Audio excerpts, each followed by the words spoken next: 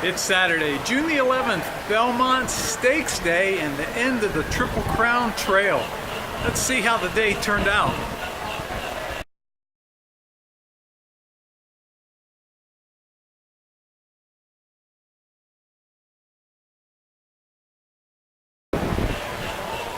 The first of the many graded stakes on the Belmont undercard was the Grade 1 Acorn for 3-year-old fillies. Featured Kentucky Oaks winner Catherine Sophia against the winner of the 8 Bells, Karina Mia. Many people, including myself, thought Karina Mia had been the most impressive filly on the Oaks undercard and of the day, and so I went with Karina Mia under Julien Leparoux for Belmont. The question was, would she revert to her front-running form, or in the 8 Bells when she'd broken poorly? Belmont was quoted as saying, "We found out she could run from off the pace." So would she run from off the pace or on it? Catherine Sophia was on the lead as they went through the turn. Here came Julien Leparoux on the outside. Around the far turn in the Acorn. Paula Queen, Catherine Sophia, and Go Maggie Go, and they're across the track. Off the tracks is next. Karina Mia has moved up into 5th on the outside.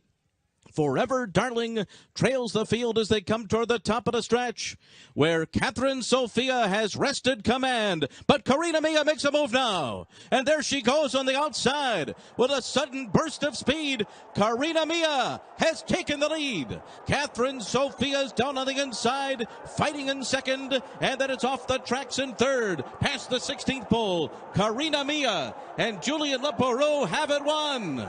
Karina Mia takes the Acorn. Tripled the bet. Karina Mia in the Grade 1 Acorn. Woohoo!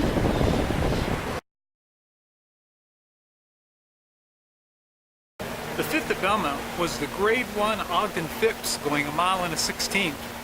If you had asked me a month ago about cavorting when she was going in a 1-turn mile graded stakes, her chances of winning today, I would have said next to none, because she'd never been able to finish a race going a mile. She's an excellent sprinter, but she could never get a distance of ground. Then last time, found a whole nother gear to win.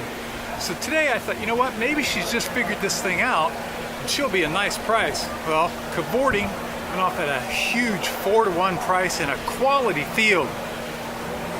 Patiently ridden into the turn, swung 6 wide, and then there she went. Desert Valley is still the leader for now. Here's Stop Charging Maria. She's a half length behind, running in second. Carolina just to the outside of her. A 4-wide trip for a sheer drum on the far turn, while Forever Unbridled rides the rail. And it's just 2 lengths off the lead here as they come toward the top of the stretch. And it is now Carolina and Stop Charging Maria who take over. Sheer Drama's next. Forever Unbridled. Bottled up in traffic. No place to go. Caramba next. And on the far outside, here's Cavorting. And Cavorting has come alive. Oh, and she's taken the lead. And did she ever? Cavorting has moved away to a 4-length lead here. And then it's Caramba. Forever Unbridled storms into second late behind Cavorting, who has won the Phipps by 3 lengths. Oh, and at 4-to-1, my second Grade 1 of the day. It's my 5th win on the card so far, here with my selection sheet on Belmont Day. It's another good start.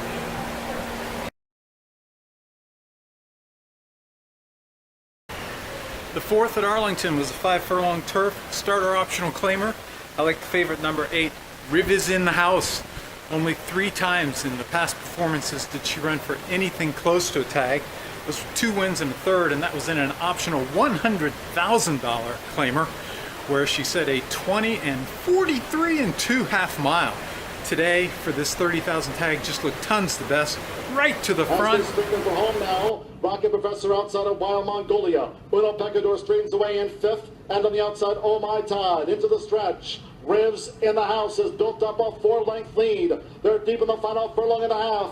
It's Rivs in the house, Pale Hose, Wild Mongolia, Rocket Professor, Oh My Todd stands out in Uno Pecador. In deep stretch, Rivs in the house, Rivs in the house, Arlington Best, 20 to win. It's my 10th win of the day.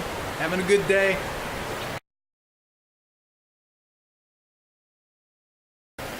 The night that Belmont was a Grade 1 Met Mile, I thought Frosted, number 5, looked tons the best.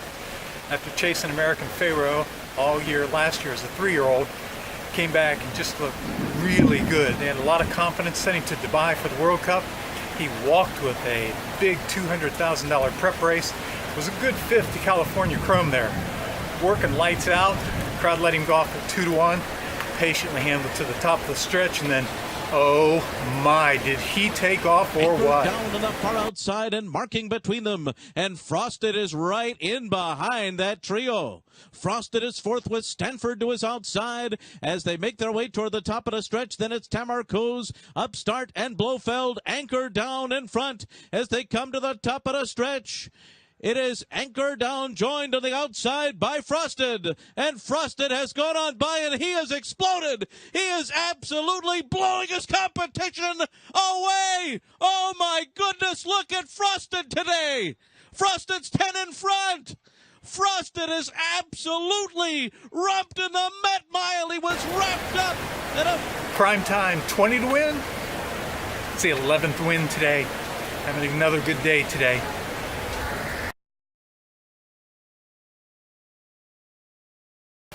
The 8th at Delaware was my best of the day in Delaware. It was the Obeah Stakes, the prep for the Grade 1 Dell Handicap. I like champion I Am a Chatterbox, just laid over this field. Was 1-9 in the betting until post time, 1-5. A little concerned when she trailed into the turn, but then jockey Gabriel Saez said, let's go. Right there in 3rd, now being asked for more by Saez. Calamity Kate is going evenly in 4th, and Royal Julie is your trailer with 3 aces to go. And now here comes I'm a Chatterbox sweeping by 3 wide to take on Savings Account. Jarmick couldn't quite keep pace, followed by Calamity Kate. They've got a quarter to go, and it's I'm a Chatterbox. She's in command at the top of the lane. They went the 6 and 12 and 4. I'm a Chatterbox and Gabe Saez in front by 5. They're battling for 2nd, it appears, on the outside genre with Savings Account and Calamity Kate. But a furlong to go. It's all I'm a Chatterbox in front by 6. On the outside, genre gaining 2nd over Savings Account, but he can coast home from here as I'm a Chatterbox will win the Obeah and probably on to the Delaware Handicap. Wins it by 7. Genre getting 2nd. Savings 30 to Account. win on I'm a Chatterbox. Win number 12.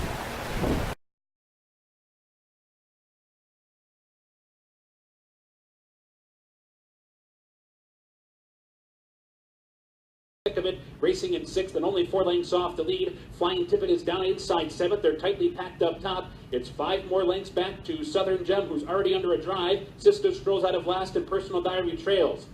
Meanwhile, up top, Kiss Moon is still the leader. Cash Control is locked and loaded with nowhere to go. Right in behind him to try and cut the corner. A seam opens up down toward the rail. Zapesa gets on track on the outside, and Sweet Acclaim does too. Things change quickly. Top of the stretch, Cash Control comes on through down toward the rail. Zapesa fighting on. Sweet Acclaim in with a big shot on the outside. Sweet Acclaim's up for the lead. Cash Control has to fight back these two. Ding dong down to the wire. Cash Control down inside. Sweet Acclaim outside. Here's the finish. Maybe Cash Control won it.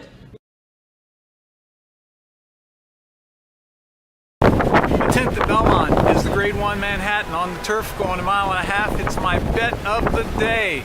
Flintshire, European star, has been over here twice. 2nd in a photo to main sequence 2 years ago in the Breeders' Cup turf. That guy was in the middle of 7 Grade 1 wins in a row. And then last year, he dominated in the turf. I think Flintshire looks tons the best in here.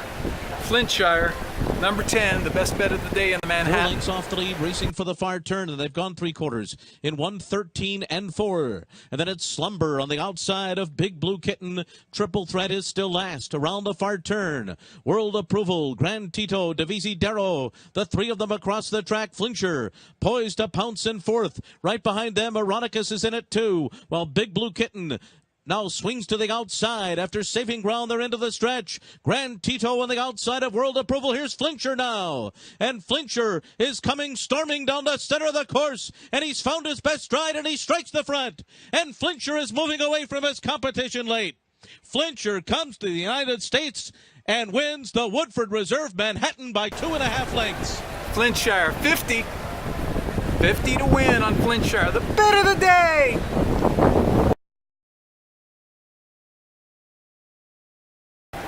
The Grade 1 Belmont, I think it's a toss-up. I'm I'm going to go with Todd Pletcher's Destin. Number 2 is a long shot, just the minimum today.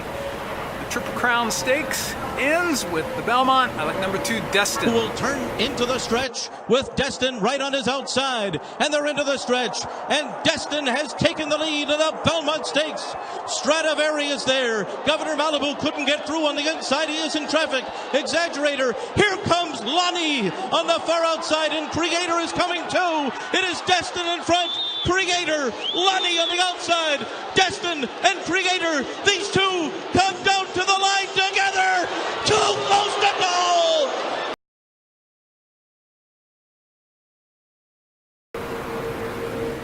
With the Belmont being run today, it's the end of the Triple Crown Trail part of my handicapping project, and we now move on to summer racing and looking to turn the corner in August for fall championship racing and the road to the Breeders' Cup. Join being out here today with Keith and Jim Anderson, cash double-digit winners again, and we're off to Alaska. Leaving next Thursday, I'll have a couple of spot plays, but by and large, I'll be away from racing for 2 weeks until the 1st of July.